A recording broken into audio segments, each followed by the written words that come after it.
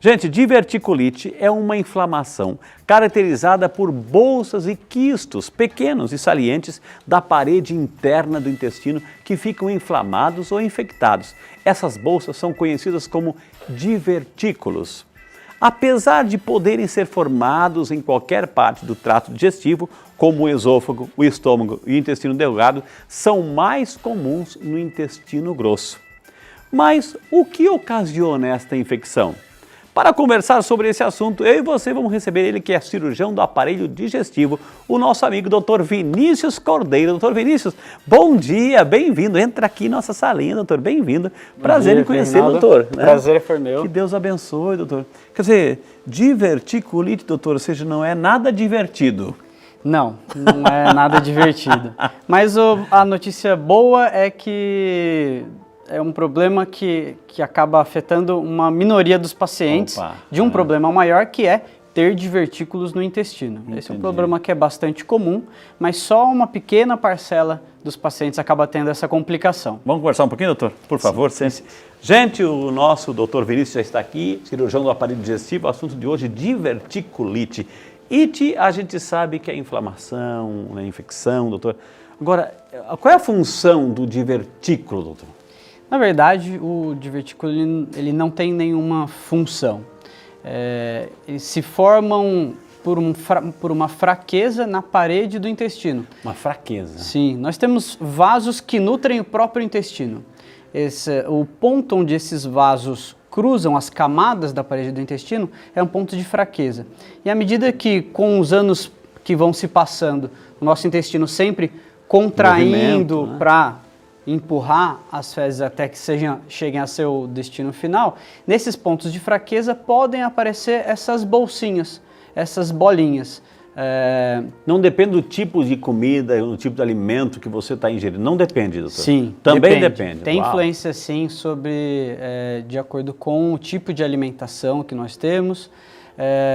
Isso a gente pode ver claramente pela diferença de existência desses divertículos nas diferentes populações, ocidental e oriental, por exemplo. Entendi.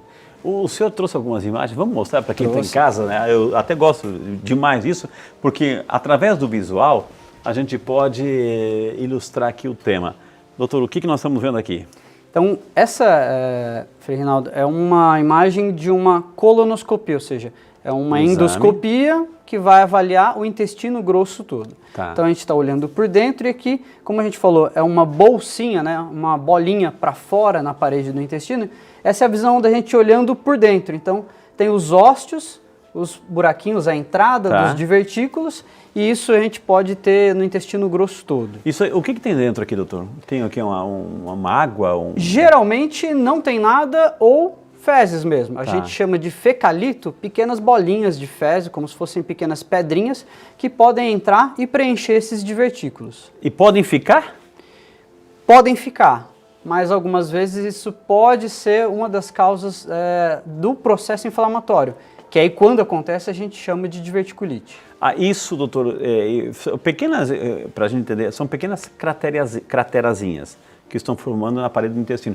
Isso pode perfurar o intestino?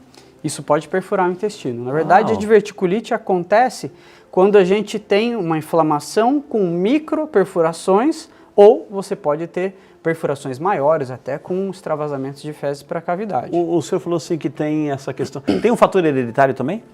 Existe uma predisposição familiar. Então, quando tem outros casos na família, a pessoa tem uma predisposição maior a ter. Aqui, doutor, o que essa foto aqui é um raio-x, parece? Isso, então esse é um raio-x contrastado, então é injetado contraste no reto do paciente, o contraste vai preencher o intestino.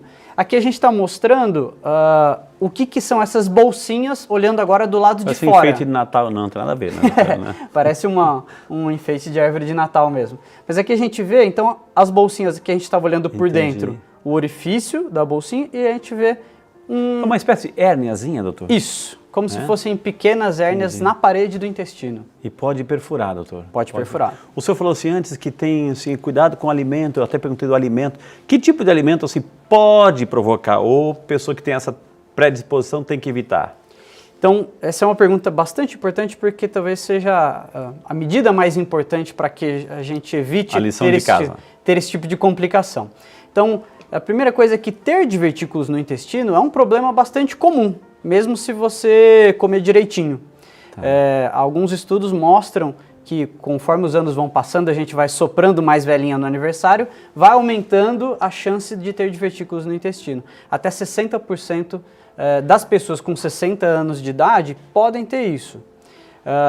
O que da alimentação, que ao longo desses anos pode aumentar a chance dos divertículos aparecerem e de acontecer uma inflamação. Principalmente uma dieta pobre em fibras. Tá. Isso favorece que a pessoa fique mais... O mais... precisa disso, o intestino precisa disso. Sim. Se você come poucas fibras, o paciente geralmente tem prisão de ventre, tem fezes mais ressecadas, e aí o nosso intestino precisa contrair mais, fazer mais força para empurrar esse bolo fecal.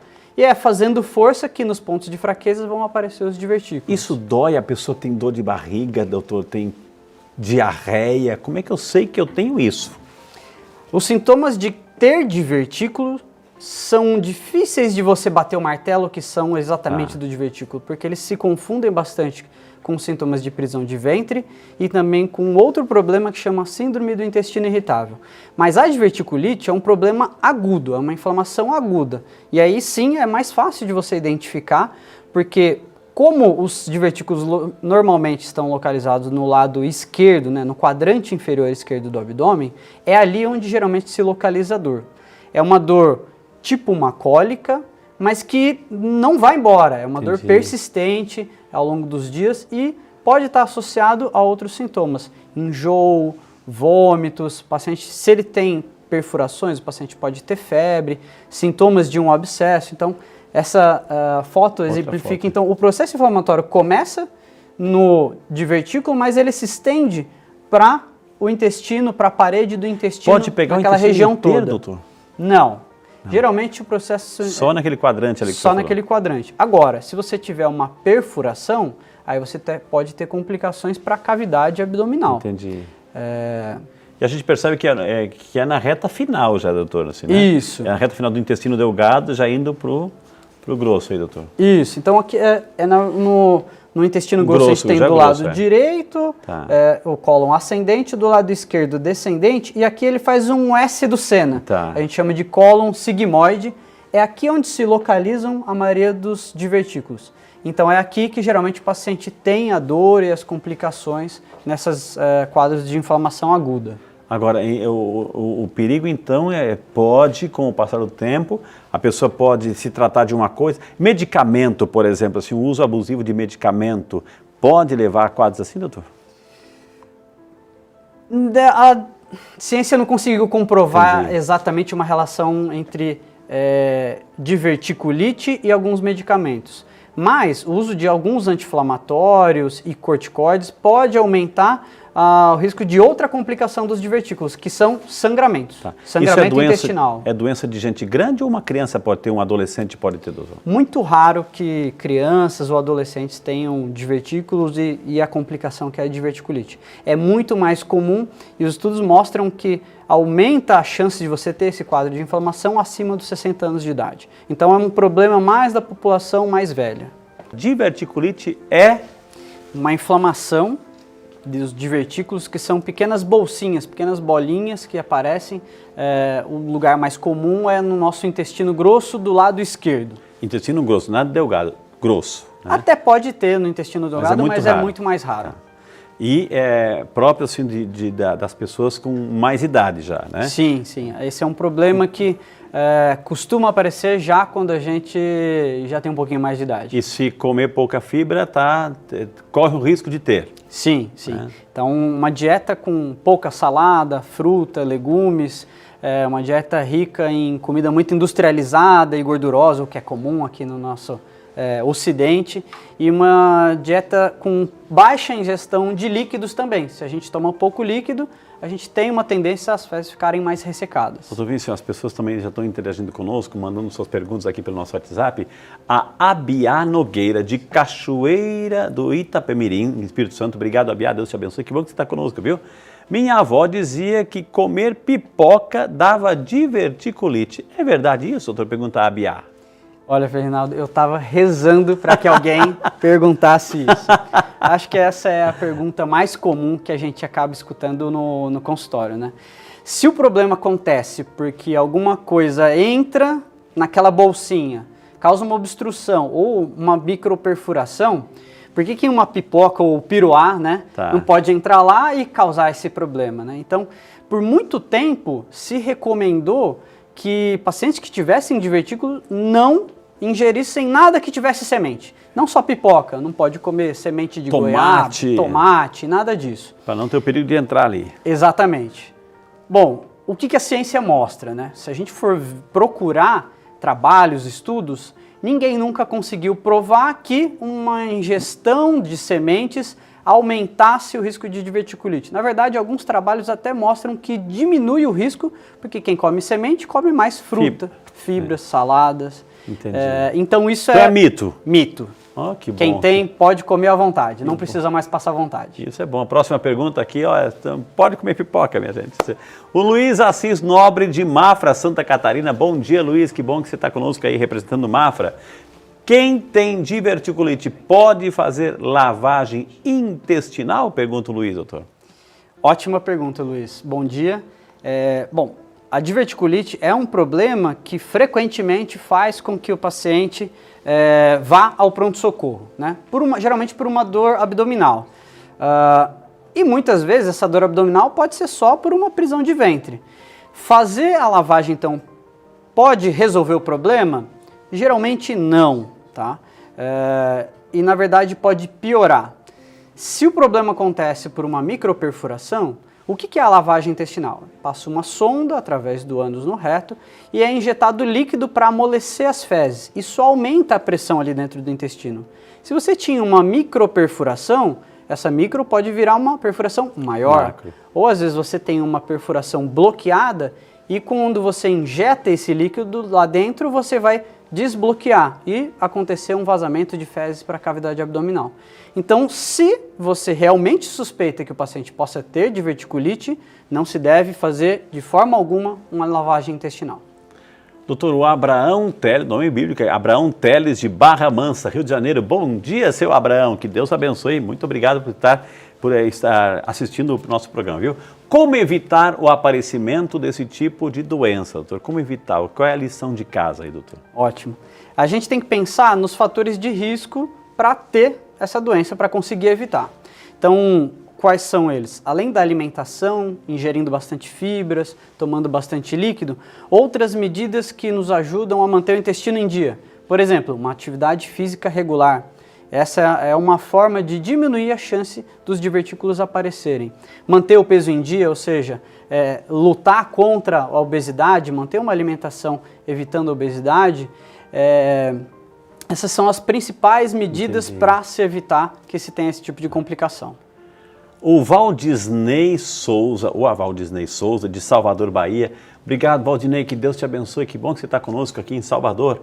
Como eu posso detectar os sintomas iniciais da doença? Pergunta o Valdisney ou a Valdisney, doutor. O sintoma mais comum realmente é a dor no quadrante inferior esquerdo do abdômen, o local onde é mais comum de ter os divertículos. Então, se você tem é intensa, é aguda, Sim, costuma ser uma dor forte, diferente daquela cólicazinha de prisão de ventre que vai e volta. É uma dor que se torna persistente, forte, e geralmente acompanhada de náusea, vômito, sensação de estufamento na barriga e, de acordo se o paciente tiver algum tipo de complicação, ele pode ter febre. Entendi. O intestino grosso, onde tem os divertículos, ele é muito próximo da bexiga, então o paciente pode ter algumas queixas urinárias, vontade de fazer xixi toda hora, ou mesmo um pouco de ardência e pode até ter alteração no exame de urina. Por ser bolsinha, doutor, assim, bolsinha que a gente entende assim como uma pequena hérnia ou um pequeno reservatório, pode ter assim, ser uma infecção, muitas bactérias ali, um acúmulo de bactérias, um armazenamento de bactérias? Na verdade, não só na bolsinha, né? Como é uma bolsinha do intestino grosso e a nossa flora bacteriana no intestino é enorme, a gente tem, né, a presença dessas bactérias todo mundo, né, tem. Então, se você tem uma complicação, por ter uma quantidade grande de bactérias, facilita com que essa contaminação, a gente diz popularmente, vá para o sangue, por exemplo. Ô, doutor, é a pessoa assim que, por exemplo, álcool prejudica, refrigerante prejudica? Você falou assim, é uma ingesta rica em líquido, ou seja, líquido, mas pode ser essas coisas, ou isso prejudica, doutor? Sobre o álcool, tem alguns estudos que não conseguiram provar de que aumenta a chance de ter esse tipo de complicação. O café também é outra substância que tentaram provar e que, na verdade, não conseguiram provar uma associação. Mas se eu for pensar, quem bebe com mais frequência, geralmente também come pior, em termos de qualidade da alimentação. Tem mais alimentação etc. mais gordurosa. A mesma coisa com refrigerantes. Quem toma mais refrigerante tem uma chance maior de ser mais sedentário, de ter uma chance maior de ter obesidade, e esses fatores aumentam a chance de acabar tendo divertículos e uma diverticulite.